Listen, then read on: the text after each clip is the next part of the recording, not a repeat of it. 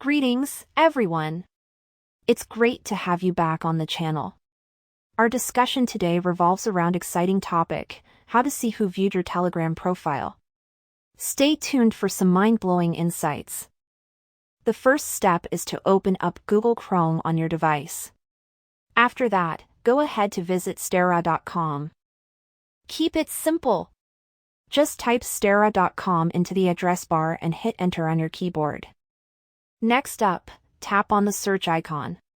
Once you're in the search bar, type how to see who viewed my Telegram profile and then simply hit the search button. Your search results will be displayed shortly on your screen. Look for the article titled How to See Who Viewed Your Telegram Profile. Once you spot it, simply tap on the article to open it. Once you've tapped on the article, get ready for the exciting part.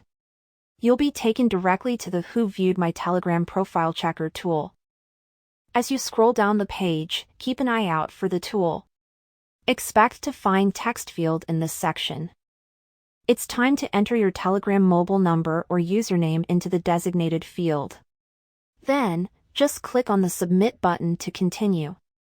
It's time for the tool to work its magic.